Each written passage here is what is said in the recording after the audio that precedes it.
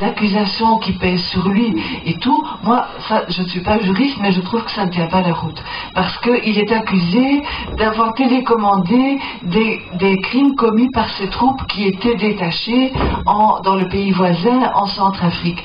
Or, lui-même, à ce moment-là, n'était pas avec ses troupes, il était dans son fief de Badolite, ou même en Afrique du Sud, où il était en train de négocier les accords de paix de Sun City. Donc, je trouve que les charges que la Cour pénale internationale a retenues contre lui, pour moi, elles ne résistent pas à l'examen. Et donc, j'ai quand même des doutes. Est-ce qu'on n'essaie pas de l'écarter du jeu politique parce qu'on ne l'aime pas, parce que c'est un personnage compliqué qui a eu recours à la violence, et que, en tout cas, cette histoire n'est pas claire. Et pour moi, elle risque de jeter le discrédit sur la Cour pénale internationale, qui n'est pas très objective avec Jean-Pierre Bemba. Mais je vous dis, je ne suis pas juriste et il faudrait vraiment entrer dans les arguties juridiques, mais à première vue, ces charges ne tiennent pas la route. En tout cas, ces charges-là, si vous voulez, des actes commis par ces troupes. Or, ce que la Cour a des difficultés à démontrer, c'est la chaîne de commandement. Comment lui, qui était à Gbadolite, il avait mis ses troupes sous le commandement de l'armée de Centrafrique, des généraux et du président de l'époque de République centrafricaine. Donc c'était eux, la chaîne de commandement, c'était eux. Or, eux ne sont pas inquiétés. Et lui, qui était à Gbadolite ou en Afrique du Sud, lui est traîné devant la Cour pénale internationale. Pour crime de guerre. Pour crime de guerre, oui, commis par ses troupes. Donc là, il y a un chaînon qui mord dans la démonstration. Bon, les chefs étaient des chefs qui venaient du Rwanda.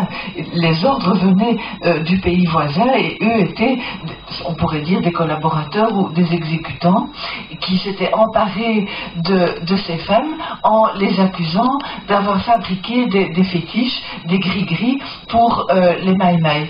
Et les Maï-Maï, c'était des combattants congolais, des enfants du pays. Les gens en parlaient encore aujourd'hui en disant c'était nos enfants, des jeunes qui s'étaient engagés on pourrait dire, dans la résistance à l'occupation, résistance à l'exploitation des ressources, avec les moyens qu'ils avaient, des armes s'ils en avaient, et aussi des moyens magiques, des amulettes, de s'enduire d'eau, d'herbes, etc. Et les femmes étaient accusées de leur avoir donné ces moyens, d'avoir fabriqué des gris-gris. Et ce qui apparaissait, c'est que ce massacre de 15 femmes à Mwenga, qui avait été précédé de beaucoup d'autres, lorsque nous allions vers Mwenga, c'était absolument pathétique. À tout moment, notre convoi était arrêté par des villageois qui descendaient sur la route avec des banderoles et qui disaient Kassika, le Mwami a été tué, sa femme a été éventrée, les jumeaux qu'elle portait ont été tués, 20 villageois ont été tués, Louindi, la même chose. Donc ces troupes étaient vraiment un cheminement dans l'horreur jusque Mwenga. Et le but de ces horreurs était bien sûr de tuer, mais c'était aussi de faire un exemple, de dissuader la population de s'opposer à cette occupation, de prendre les armes, de lutter. Donc c'est vraiment une région en guerre où les blessures sont encore fraîches, et c'est